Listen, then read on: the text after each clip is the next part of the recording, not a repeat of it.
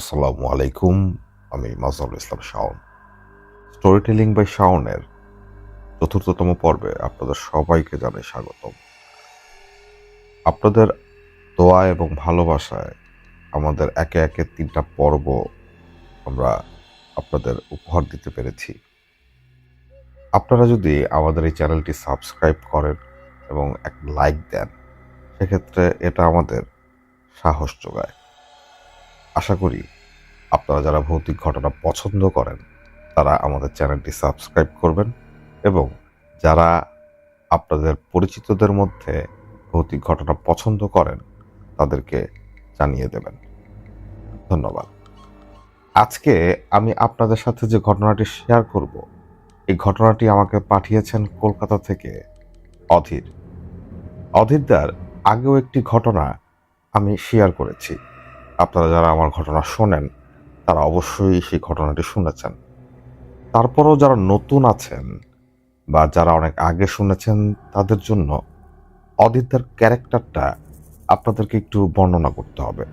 তাহলে আপনারা হয়তো বুঝতে পারবেন এই ঘটনার মহত্ব বা অধীরদার জীবনে ঘটে যাওয়া এই অলৌকিক ঘটনার রহস্যের জট।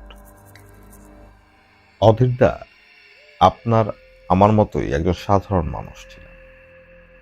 তার বসবাস ছিল কলকাতা শহরে। আর ৮-১০টা সাধারণ মানুষ যা করে বা যেভাবে চিন্তা করে তিনি সেভাবেই চিন্তা করতেন। অলৌকিকতা তার জীবন থেকে ছিল অনেক দূরে। হঠাৎ একটা ঘটনা তার জীবনকে উল্টে পাল্টে দেয়।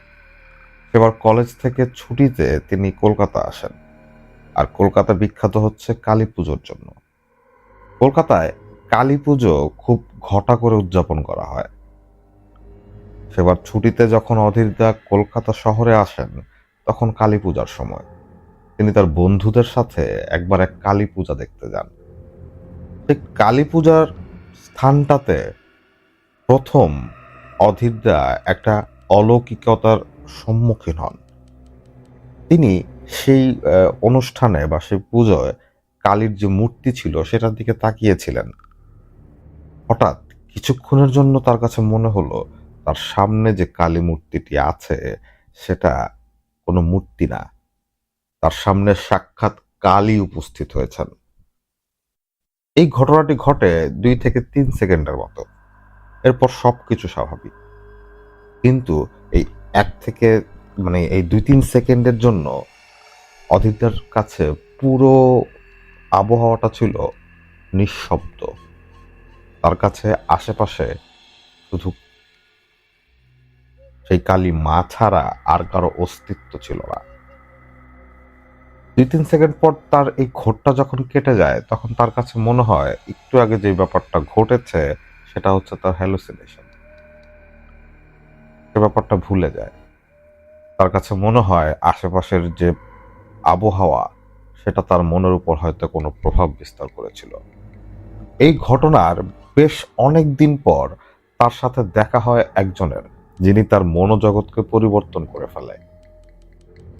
সে সময় অধীরদা তার এক বন্ধুর বাড়িতে গিয়েছিলেন। সেই বন্ধুর চাচা অধীরদাকে প্রথম দেখায় জিজ্ঞেস করে যে তোমার সাথে তো তার দেখা হয়েছিল। অধীরদা চমকে উঠেছিলেন, কারণ এই ঘটনা একমাত্র তিনি ছাড়া এই পৃথিবীর কেউ জানে না। তাহলে এই ভদ্রলোক জানলো কিভাবে? এই তার প্রথম কৌতূহলের শুরু। এরপর বিভিন্ন ঘটনা পরিক্রমায় তিনি এই তন্ত্রমন্ত্রের সাথে জড়িয়ে গেছেন। তার জীবনের প্রথম দিককার গুরু ছিলেন তার সেই বন্ধুর চাচা। তার বেশ কয়েকটা অভিযান বা এই তন্ত্রমন্ত্র বিদ্যার জীবনের ঘটনার সাক্ষী ছিলেন সেই বন্ধুর চাচা। আজকে আমরা আপনাদের সাথে অধীরদার যে ঘটনাটি শেয়ার করব এটাও তার এই ঘটনাবহুল জীবনের অনেকগুলো ঘটনার মধ্যে থেকে একটা ঘটনা। আমরা সরাসরি ঘটনায় চলে যাই। ঘটনাটি ঘটে ২০০২ সালে কলকাতা শহরে। কলকাতা শহরের পার্ক স্ট্রিটের বাসিন্দা জহির। জহির ভালোবাসে তারই এলাকার মৃত্তিকা নামের একটি মেয়েকে। মৃত্তিকা হিন্দু ধর্মের আর জহির মুসলমান। তাদের এই অসম ভালোবাসার যে কোনো পরিণতি ছিল না, এটা এরা দুইজন খুব ভালো করেই জানতো। মৃত্তিকার পরিবার কলকাতা শহরের খুব প্রভাবশালী একটা পরিবার ছিল, আর জহিরের পরিবারও পলিটিক্যাল দিক থেকে খুব ভালো পজিশনে ছিল। জহিরও খুব ভালো করে জানতো যে তার পরিবার কোনোভাবেই এক হিন্দু মেয়েকে মেনে নিবে না। আর জহির এটাও জানতো যে মৃত্তিকার ফ্যামিলিও তাদের এই বিয়ে মেনে নেবে না। কিন্তু তারা বদ্ধপরিকর যে তারা বিয়ে করবেই। তাই এক পর্যায়ে মৃত্তিকাকে নিয়ে জহির কলকাতা শহর ছেড়ে দেয়। তারা কোর্টে বিয়ে করে এবং তারা চলে যায় গৌহাটিতে। ভারতের গৌহাটিতে জহিরের এক বন্ধু থাকত। জহির গৌহাটিতে তার এই বন্ধুর বাসায় বেশ কিছুদিন বেরিয়ে গেছে, ঘুরে গেছে। তাই সে মৃত্তিকাকে নিয়ে চলে যায় গৌহাটির সেই গ্রামে। তার বন্ধু যখন তাকে দেখে তখন সে খুশি হয়। জহির এবং মৃত্তিকাকে সে তার ঘরে নিয়ে ওঠায়। তার সেই বন্ধু বাবুর বাবা মাও জহির এবং মৃত্তিকাকে খুব ভালোভাবেই তাদের বাসায় স্থান দেয়। তারা সব ঘটনা শোনে। তারা একটু ভয় পেয়ে যায়, কারণ জহিরের ফ্যামিলি পলিটিক্যালি খুব স্ট্রং এবং তারা হয়তো তাদের খুঁজতে খুঁজতে এখানে চলে আসতে পারে। এরপর তারা বেশ কিছুদিন সেখানে লুকিয়ে থাকে।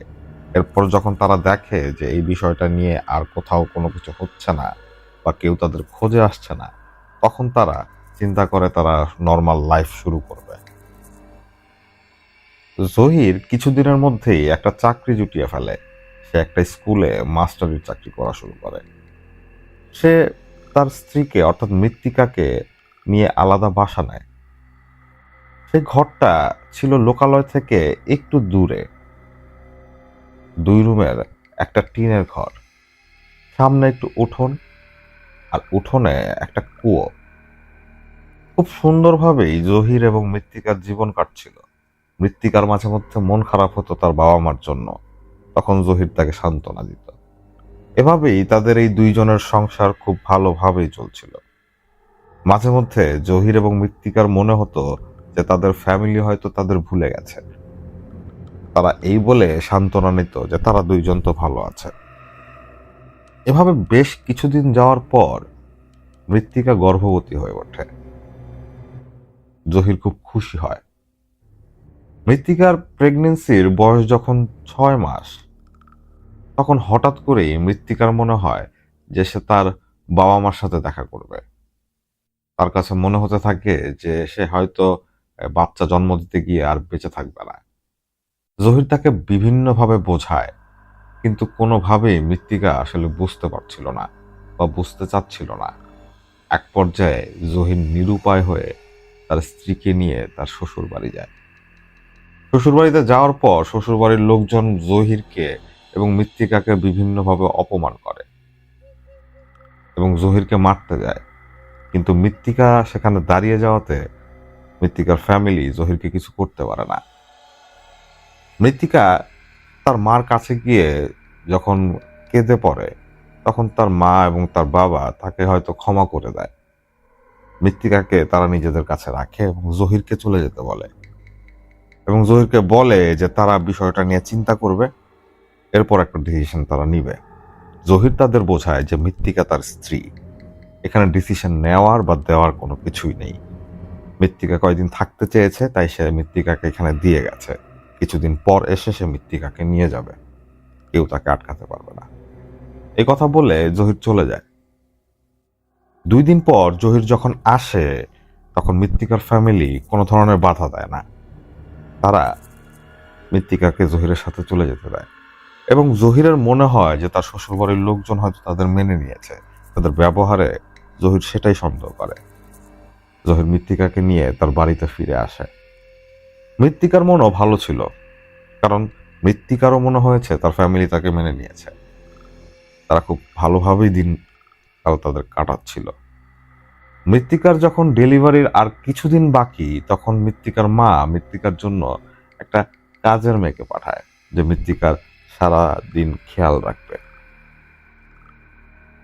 কাজের মেয়েটির নাম কলি।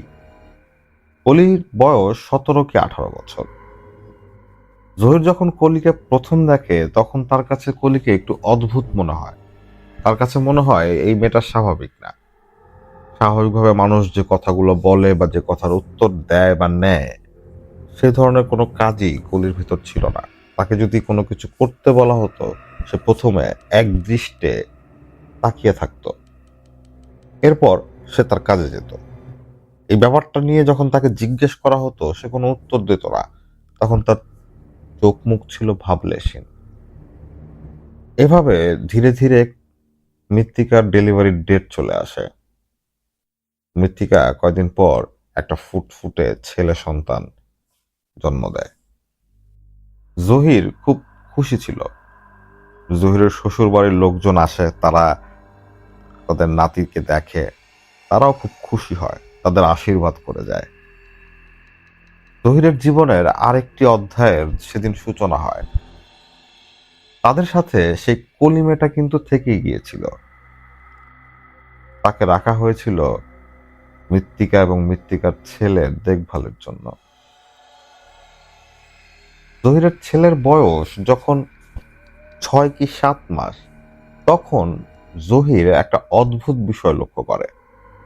সে লক্ষ্য করে রাতের বেলা যখন সে ঘুমায়, তখন তার পাশে থাকে তার ছেলে, ছেলের অপর পাশে থাকে তার মা। অর্থাৎ তারা স্বামী স্ত্রীর মাঝখানে ছেলেটি ঘুমায়। রাতের বেলা জহিরের যখনই ঘুম ভাঙে এবং সে যখনই তার ছেলের দিকে তাকায়, সে দেখে তার ছেলে তার দিকে তাকিয়ে হাসছে। প্রথম প্রথম সে ব্যাপারটাকে স্বাভাবিকভাবেই নেয়, কিন্তু প্রত্যেকবারই যখন তার রাতের বেলা ঘুম ভাঙে এবং সে যখন একই দৃশ্য দেখা শুরু করে, তখন তার এই বিষয়টা একটু অস্বাভাবিক লাগা শুরু করে।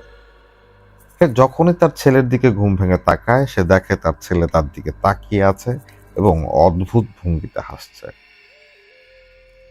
এই বিষয়টা বেশ কিছুদিন চলার পর জহির মৃত্তিকাকে এই বিষয়টা জানায়। মৃত্তিকা এই কথা শুনে খুব রাগ করে।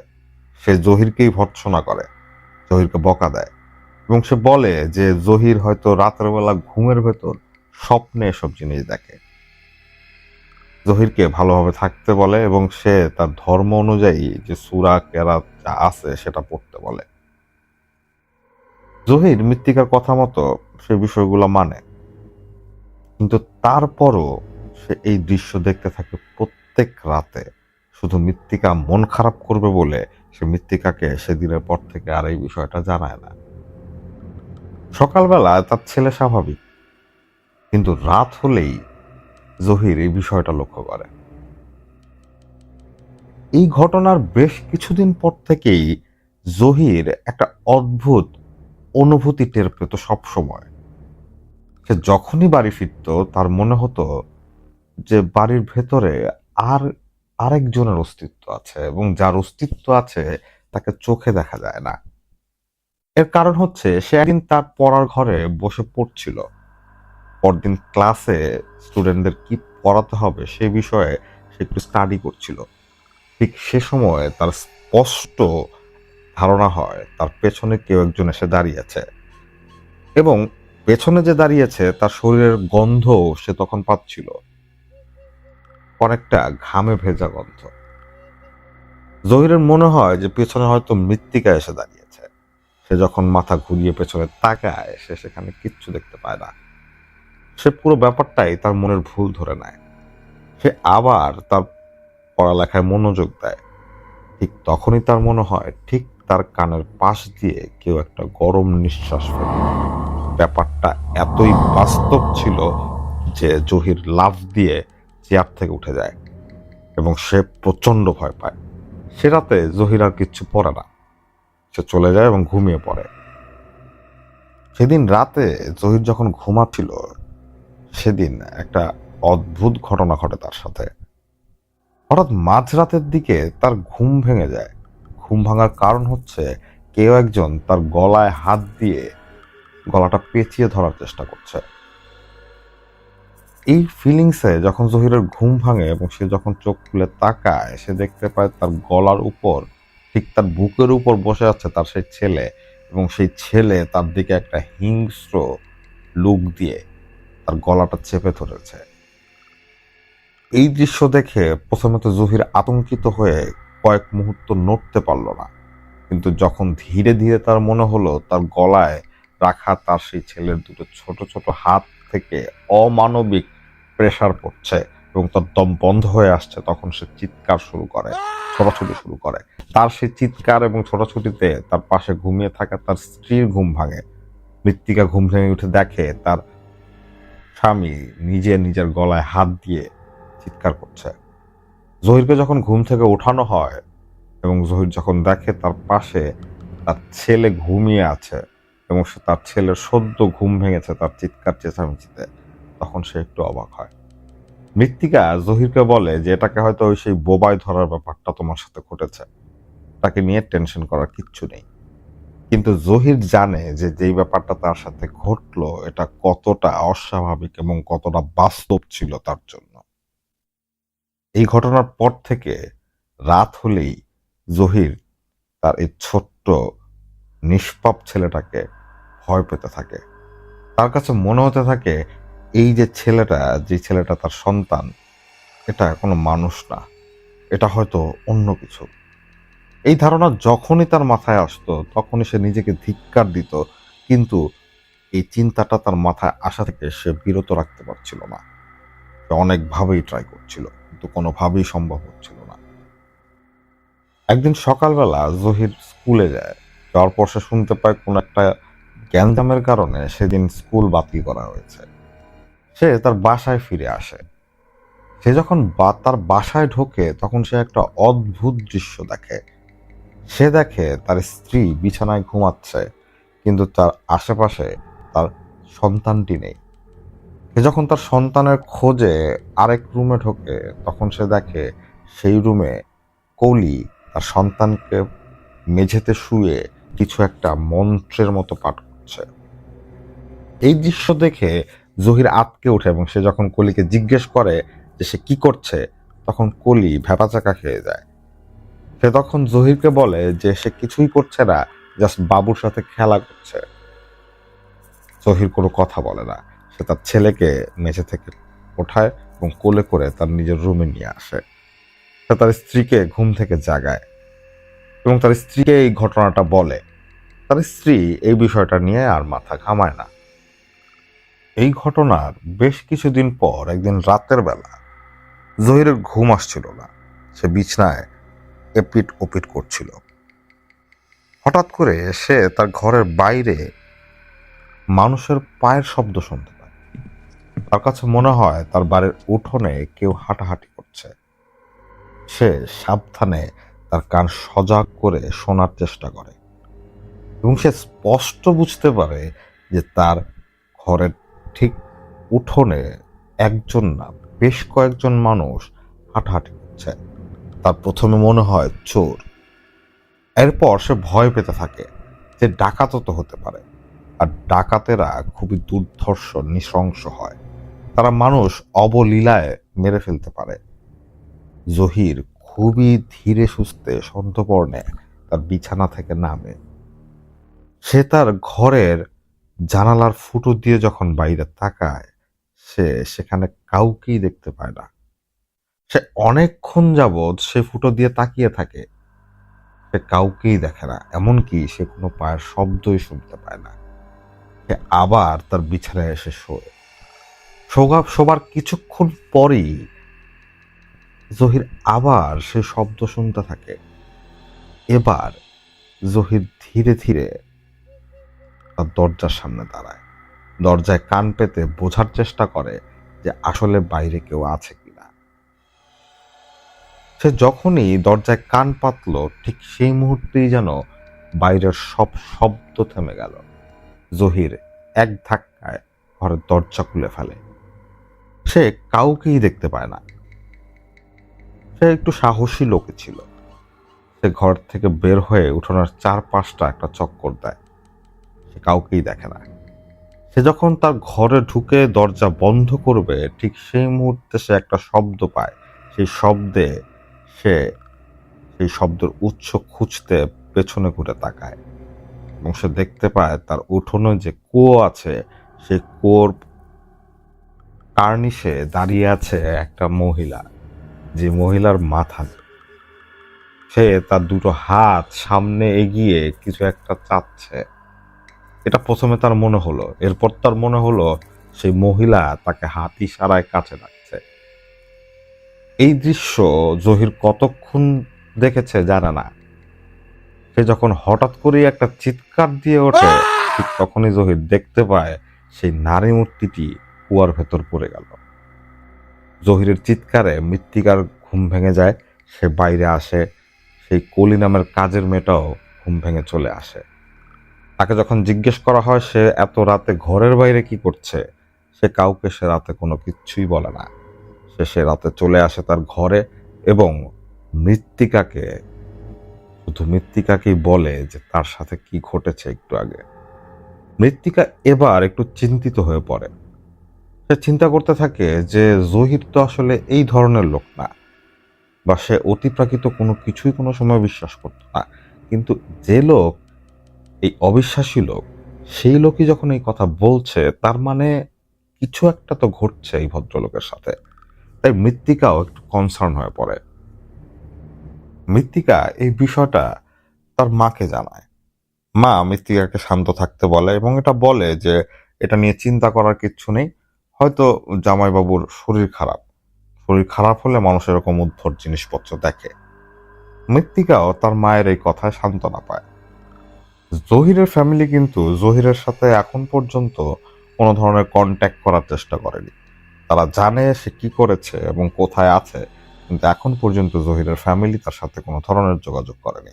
জহিরও ওই বিষয়টা নিয়ে আর মাথা ঘামায় না। কিন্তু জহিরের সাথে এখন যা ঘটছে সেই বিষয়টি নিয়ে জহির খুবই চিন্তিত। সে অতটা নামাজ পড়নেওয়ালা লোক না, তারপরও সে নামাজ পড়া শুরু করে। সেই সে যে মসজিদে যেত, সেই মসজিদের ইমাম সাহেবের সাথে সেই বিষয়টা শেয়ার করে। ইমাম সাহেব তাকে কিছু তাবিজ লিখে দেন এবং কিছু সূরা পড়তে বলেন, যেগুলো পড়ে ঘুমালে তার এই সমস্যা হবে না, এবং সবসময় পাক পবিত্র থাকতে বলেন। জহির এবং মৃত্তিকার এই বিষয়টা খুব সুন্দর ছিল যে তারা কখনোই নিজেদের ধর্মকে ত্যাগ করেনি। তারা তাদের স্বীয় ধর্ম পালন করে গেছে নিজেদের মতো করে। জহির সেদিনের পর থেকেই হুজুরের দেওয়া সে তাবিজ তার সাথে রাখতো এবং সে মাঝে মধ্যেই বিভিন্ন সূরা পড়তে থাকতো। মৃত্তিকার প্রথম দিকে ব্যাপারটা অস্বস্তিকর মনে হলেও সে ব্যাপারটা মেনে নেয়। সে মনে করে এই বিষয়টাতে হয়তো তার স্বামী সাহস পাচ্ছে, যেটা যার যার বিশ্বাস, সেই বিশ্বাস থেকেই সে বলে। এই ঘটনার বা এই ইনসিডেন্টসগুলোর বেশ কিছু মাস পরে আবার জহিরের সাথে অদ্ভুত সব ঘটনা ঘটতে শুরু করে।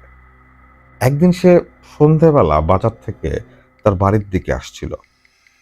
সে যখন তার বাড়ির খুব কাছাকাছি চলে এসেছে, সে দেখতে পায় কেউ একজন তার বাড়ির সামনের যে আম গাছ, সেই গাছের উপর বসে আছে, এবং যে বসে আছে সে একজন নারী। এই সন্ধেবেলা গাছের উপর যদি কোনো নারী বসে থাকে, সেটা যে স্বাভাবিক কিছু না, এতটুকু জ্ঞান জহিরের আছে। সে সেখানে থমকে দাঁড়ায়। সে এক দৃষ্টিতে সেই গাছের ডালের দিকে তাকিয়েছিল। হঠাৎ সে দেখতে পায় তার দিকে ঘুরে তাকালো সেই মহিলা, যে মহিলা গাছের উপর বসে আছে, সেটা আর কেউ নয়, সেটা তার স্ত্রী মৃত্তিকা। জহির দেখতে পায় তার চোখের সামনেই মৃত্তিকা সেই গাছের ডাল থেকে ঝুলে পড়ল, কিন্তু সে নিচে পড়ল না, কারণ তার গলায় বাঁধা ছিল একটা ফাঁসির দড়ি। জহির দেখতে পায় তার সামনেই তার স্ত্রী যন্ত্রণায় কাতরাচ্ছে, মৃত্যু যন্ত্রণায়। জহির দৌড়ে গিয়ে যখন তার স্ত্রীকে ধরে, ঠিক সেই মুহূর্তেই দেখতে পায় সে যে যাকে ধরে আছে সে তার স্ত্রী না।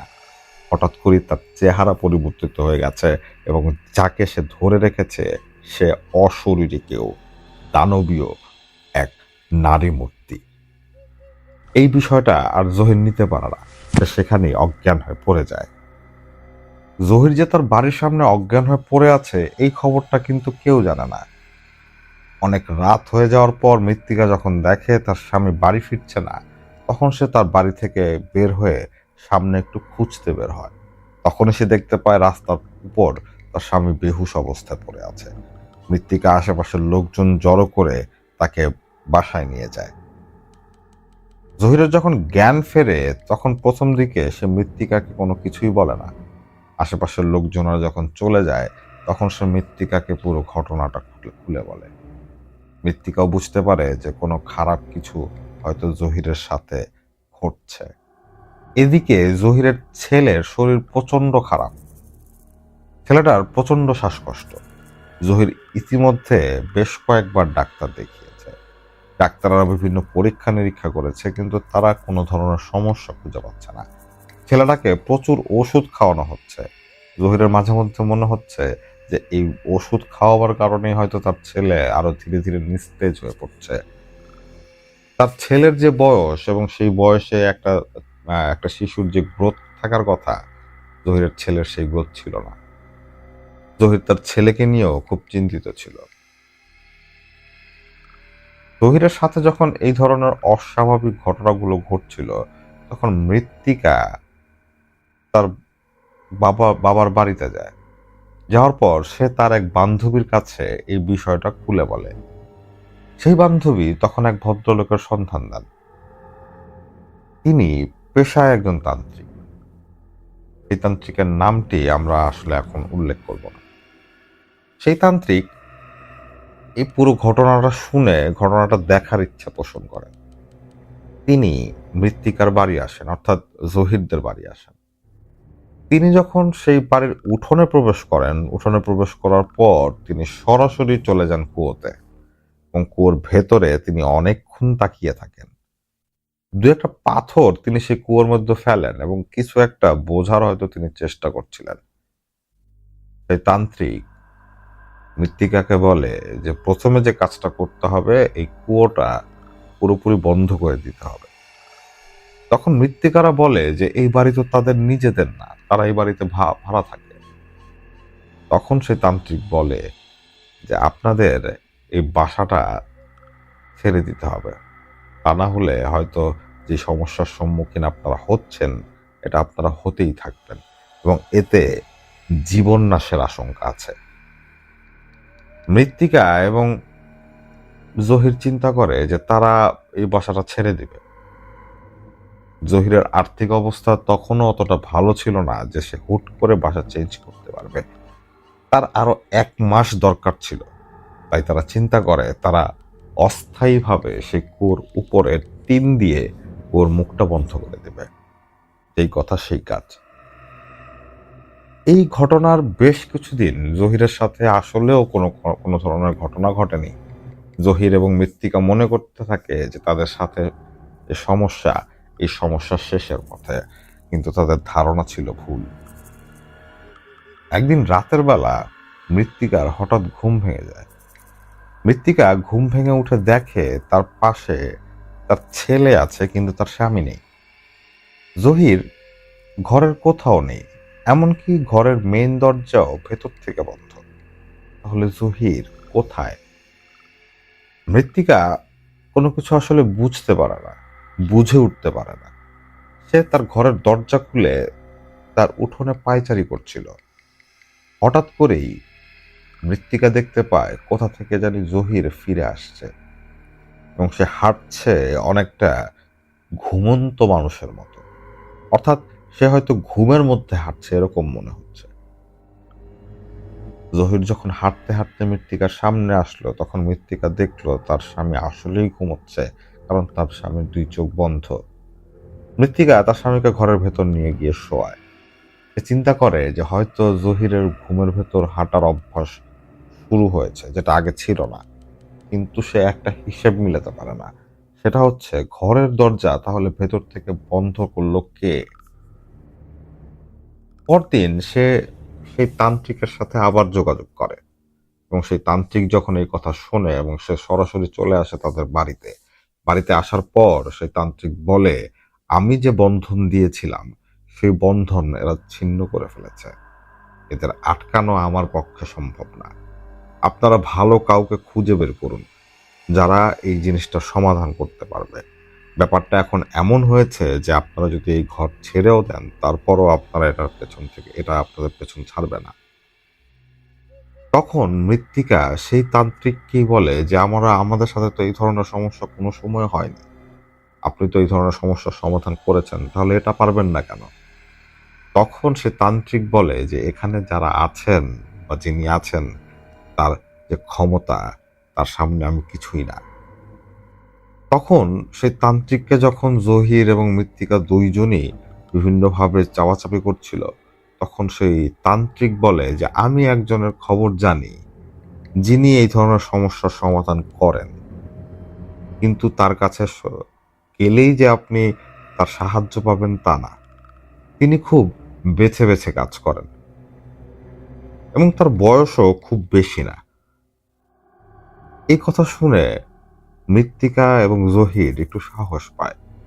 তারা সেই তান্ত্রিকের সাথে তান্ত্রিকের বলে দেওয়া বা তান্ত্রিকের সেই নির্দিষ্ট যে লোকটার কথা সেই তান্ত্রিক বলেছিল তার কাছে যায়। সেই লোকটাই হচ্ছে আমাদের অধিত্যা। এই ঘটনার বেশ কয়েকটা ঘটনাই বা রহস্যই অদিত্যা এভাবে মিটিয়েছিলেন, বিভিন্ন সমস্যার সমাধান করেছিলেন যেটা এই তান্ত্রিক জানত। যখন অদিত্যার কাছে মৃত্তিকা এবং জহির আসলো এবং তাদের সমস্যার কথা বলল, তখন অদিত্যা চিন্তা করেন যে তাকে আগে সেই স্থানে যেতে হবে। তিনি এখানে থেকে কোনো কাজ করতে পারবেন না। অদিত্যা মৃত্তিকা এবং জহিরের সাথে তার বাড়িতে চলে আসলো। বাড়িতে আসার পর অধীরদার মনে হচ্ছিল যে এই ঘরের ভেতর অশুভ কিছু আছে, যা এই ঘরকে চারপাশ দিয়ে ঘিরে রেখেছে এবং তার বেশ কিছুটা ছায়া তিনি দেখতে পান জহিরের উপর। অধীরদার মনে হচ্ছিল জহিরকে সবসময় একটা ধূসর বস্তু বা ধূসর ছায়া সবসময় ঘিরে রেখেছে। অদিতদা এই বিষয়টা জহিরকে বললেন না। জহিরের সন্তানকে যখন অদিতদা দেখেন তখন তিনি বলে ওঠেন যে প্রথম সাহায্য দরকার আপনার এই সন্তানের। এই সন্তান কিছুদিন পরেই হয়তো মারা যাবে। আপনাদের উপর কালো জাদু করা হচ্ছে এবং তা এখনো হচ্ছে। প্রত্যেক দিনই সেই শক্তি বা সেই জাদুটা জোরদার হচ্ছে। অদিতদা জহিরের ছেলে সন্তানকে নিয়ে একটা চক্রে বসেন। সেখানে তিনি কিছু তন্ত্রমন্ত্র সাধনা করেন এবং বিভিন্ন সময় বিভিন্ন মন্ত্র উচ্চারণ করে সেই ছেলেটাকে প্রদক্ষিণ করতে থাকেন এবং এক পর্যায়ে সেখানে উপস্থিত সবাই দেখে সেই ছেলেটা একটা হাসি দিয়ে উঠল এবং সবার কাছেই মনে হলো যে ছেলেটা একটা দীর্ঘ নিঃশ্বাস ফেললো এবং তার মুখ থেকে কিছু একটা কালো রঙের ধোঁয়া বেরিয়ে আসলো। এই বিষয়টা সেখানে যারা উপস্থিত ছিল অর্থাৎ জহির, মৃত্তিকা এবং কলি তারা সবাই দেখেছে। অধীরদা তখন জহিরকে বলে যে আপনার সন্তান এখন মোটামুটি সুস্থ, আমি কিছু মন্ত্র দিয়ে যাব, তার সাধনা করতে হবে আপনাদের বেশ কিছুদিন, তা না হলে সম্পূর্ণভাবে বিপদমুক্ত হবেন না। আর আপনারা এই মেয়েটাকে এখান থেকে দূর করুন। এই মেয়েটা সেই কালো জাদু যারা করেছে তাদের সাথে সম্পর্কিত। তখন জহির সেই মেয়েটাকে চেপে ধরে অর্থাৎ কলিকে চেপে ধরে। মৃত্তিকাও এগিয়ে আসে। তাকে যখন চাপ দেওয়া হয় তখন কলি স্বীকার করে যে মৃত্তিকার ভাই এই ফ্যামিলির উপর কালো জাদু করেছে। তারা জহিরকে এবং জহিরের সন্তানকে মেরে ফেলতে চায় এবং এরপরে মৃত্তিকাকে তারা নিয়ে গিয়ে আবার অন্যখানে বিয়ে দিতে চায়। এজন্যই তারা জহির এবং জহিরের সন্তানের উপর কালো জাদু করেছে এবং কলিকে পাঠানোই হয়েছে সেই কালো জাদুর সরঞ্জামগুলো নিয়ে এবং এর জন্য যজ্ঞ চলছে। সেই যজ্ঞ চলবে টানা ২৭ দিন। আজকে সেই যজ্ঞের ২৪তম দিন চলছে। আর কিছুদিন সেই যজ্ঞ চললে জহির এবং জহিরের ছেলেকে কেউ বাঁচাতে পারবে না। এই কথা শোনার পর জহির খুব উত্তেজিত হয়ে পড়ে এবং সে কলিকে মারতে যায়, কিন্তু অধীরদা তাকে থামান এবং তিনি বলেন যে তাকে মেরে কোনো লাভ নেই, এতে আমাদের সমস্যার কোনো সমাধান হবে না। এরপর অধীরদা তার ধ্যানে বসেন। যারা অধীরদার আগের ঘটনা শুনেছেন তারা জানেন যে অধীরদা যখন এই অলৌকিক জীবনে প্রবেশ করেন বা অলৌকিকতার স্বাদ পান এবং সেজন্য তিনি যে তপস্যা করেছিলেন সেটা করা হয়েছিল কালো ভৈরবের। কালো ভৈরব যে দেবতা তাকে ধরা হয় শিবের ভয়ঙ্কর রূপের নামকরণ, অর্থাৎ শিবের যে শিব দেবতার যে ভয়ঙ্কর রূপটা আছে তাকেই বলা হয় কালো ভৈরব।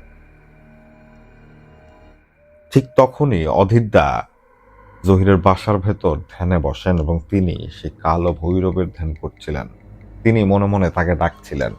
তিনি চাচ্ছিলেন যে তাকে কোনো ইশারা দেওয়া হোক, তাকে কোনো ইঙ্গিত দেওয়া হোক, তাকে কোনো ক্লু দেওয়া হোক, যে ক্লুর মাধ্যমে তিনি বুঝতে পারবেন এই যজ্ঞটা কোথায় হচ্ছে এবং তিনি সেই যজ্ঞটাকে বন্ধ করতে যাবেন। তা না হলে এই জহির এবং তার ছেলেকে কোনোভাবেই বাঁচানো সম্ভব না। এভাবে অনেকক্ষণ চলে যাওয়ার পর অধীরদার হঠাৎ মনে হয় তার আশেপাশের জগৎ নিঃশব্দ হয়ে গেছে, আশেপাশে কোনো শব্দ নেই। হঠাৎ করেই অধীরদা নিজেকে আবিষ্কার করেন একটা অন্য জগতে। তার চারপাশের সমস্ত দৃশ্যপট বদলে গেছে এবং তিনি তার সামনে যাকে দেখতে পান তাকেই হয়তো সবাই বলে কালো ভৈরব। এরপরের বিভিন্ন ঘটনা আছে যেগুলো আসলে প্রকাশ করার মতো না বা প্রকাশ করাটা ঠিক হবে না, কারণ সবকিছুরই একটা নির্দিষ্ট নিয়ম কানুন আছে। এরপর অধীরদা তার সেই ধ্যানের মধ্যে হতেই বুঝতে পারেন যে এই যজ্ঞটা কোথায় হচ্ছে। অধীরদা তখন তার আরো কিছু শিষ্য এবং সাথীদের নিয়ে সেখানে চলে যান। ততদিনে অধীরদার বেশ কিছু শিষ্য এবং সাথী ছিল যারা প্রায় অধীরদার বিভিন্ন কাজে সহযোগিতা করত। অধীরদা তাদের নিয়ে চলে যান সেই জায়গায়। জায়গাটায় একটু জঙ্গলের ভেতর। অধীরদারা যখন সেই জায়গায় গিয়ে পৌঁছান তখন প্রায় অন্ধকার।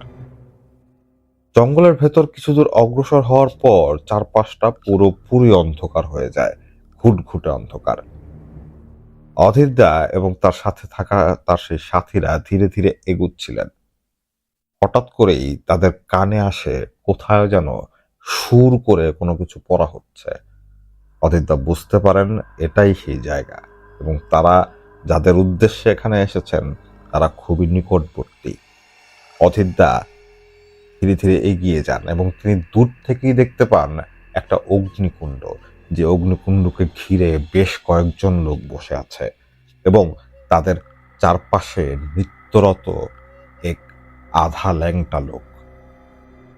অদিত্যা ধীরে ধীরে যখন সেই জায়গাটায় উপস্থিত হন তিনি দেখতে পান সেখানে অলরেডি 3টা পাঠা বলি দেওয়া হয়েছে এবং চারপাশে বিভিন্ন পূজার সরঞ্জামাদি এবং এক অর্ধনগ্ন তান্ত্রিক সেখানে নৃত্য করে বেড়াচ্ছে। অদিত্যাকে সেখানে দেখে সেই তান্ত্রিক ক্ষেপে যায় এবং সে বলে যে তুই আমার কাজ নষ্ট করতে এসেছিস, তুই জানিস তুই কার সাথে লাগতে এসেছিস? তখন অধীরদা বলে যে তোর যদি দিব্য জ্ঞান থেকে থাকে তাহলে আমার সাথে কে আছে সেটা তোর জানা উচিত।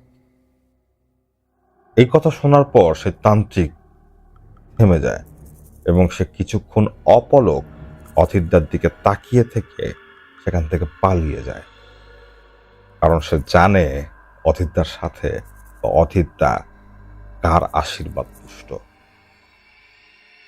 এই তান্ত্রিক যখন সেখান থেকে পালিয়ে যায় তখন অধীরদা মৃত্তিকার ভাইকে সেখানে পান। তিনিও সেই যজ্ঞের মধ্যে স্থান দখল করে বসেছিলেন। তিনি তার ভাইকে সেখান থেকে নিয়ে আসেন এবং পুরো বিষয়টা বোঝান যে এভাবে আপনারা ক্ষতি করে তো কোনো কিছু করতে পারবেন না। একজন মানুষ তিনি যদি প্রাপ্তবয়স্ক হন তার পূর্ণ স্বাধীনতা আছে তার ডিসিশন নেওয়ার। এখানে তো আপনি আপনার বোনের জীবনকে ভালো করছেন না বা জীবনকে সুন্দর করতে সাহায্য করছেন না, আপনি আপনার বোনকে তার জীবনের সব থেকে দুঃখতম ঘটনা উপহার দিতে যাচ্ছিলেন। এরপর অধীরদা যখন তার ভাইকে এই বিষয় সম্পর্কে বোঝান এবং এই বিষয়গুলোর নৃশংসতা সম্পর্কে অবগত করেন, তখন মৃত্তিকার ভাই আসলে ব্যাপারটা বুঝতে পারে। তিনি অধীরদার কাছে ক্ষমা চান। অধীরদা তখন মৃত্তিকার সেই ভাইকে নিয়ে আসেন জহিরের বাসায়। মৃত্তিকার ভাই জহিরের কাছে ক্ষমা চায়। তার জন্য তাদের পরিবারকে এই খারাপ অবস্থার মধ্যে দিয়ে যেতে হয়েছিল। মৃত্তিকার ভাই আসলে কোনোভাবেই মানতে পারছিল না যে তার বোন এক মুসলমান ছেলের সাথে বিয়ে বসেছে। তাই সে হিংসার বশবর্তী হয়ে প্রতিশোধ পরায়ণ হয়ে এই কাজটা করে। এরপর অজিতদা তাদেরকে এভাবে মিলিয়ে দিয়ে সেখান থেকে চলে আসেন। এরপরে এই ফ্যামিলিটার সাথে কি হয়েছে তা অজিতদা জানেন না। এরপর আর কোনো সময়ই এই বিষয় সম্পর্কে তার জানতেও ইচ্ছা হয়নি। কারণ তিনি জানেন যে মানুষের জীবনে এরকমের অনেক হাজারো সমস্যা আছে। সেসব সমস্যা সমাধান একবার হয়ে গেলে সেই বিষয়ে কথা বলাটা ঠিক না। কারণ এটার সাথে মানুষের অনেক দুঃখের স্মৃতি জড়িয়ে থাকে। এটাই ছিল আজকে অথিদ্দার ঘটনা। আশা করি আজকের এই ঘটনাটি আপনাদের ভালো লাগবে। অথিদ্দার সামনেও তার জীবনে ঘটে যাওয়া বিভিন্ন ভয়ঙ্কর ঘটনা আমাদের লিখে পাঠাবেন। আশা করি আজকের এই ঘটনাটি আপনাদের ভালো লেগেছে। আপনারা আমাদের সাহস, আমাদের সামনে এগিয়ে চলার পাথেও আপনারা যদি আমাদের সাহস দেন এবং আমাদের এই কাজটা করতে উৎসাহিত করেন, তাহলে অবশ্যই আমরা আপনাদেরকে ভালো ভালো কিছু এপিসোড, ভালো ভালো কিছু ঘটনা উপহার দিতে পারবো। আমরা আমাদের এই শোটাকে শুধু ভৌতিক ঘটনার প্ল্যাটফর্মেই রাখবো না, এর সাথে আমরা আরো অনেক কিছু অ্যাড করব। আপনারা যদি আমাদের সাহস দেন তাহলে সেই কাজগুলো আমাদের করা সহজ হবে। আমাদের চ্যানেলটিকে আপনারা সাবস্ক্রাইব করবেন এবং আমাদের চ্যানেলটিকে আপনাদের পরিচিতজনদের মধ্যে ছড়িয়ে দেবেন, যাতে আমরা একটা বড় পরিবার হয়ে উঠতে পারি এবং এই হরর প্ল্যাটফর্মকে একটা নতুন রূপ দিতে পারি। আজকে আর কথা বাড়াচ্ছি না, আজকে এই পর্যন্তই। সবাই ভালো থাকবেন। আসসালামু আলাইকুম।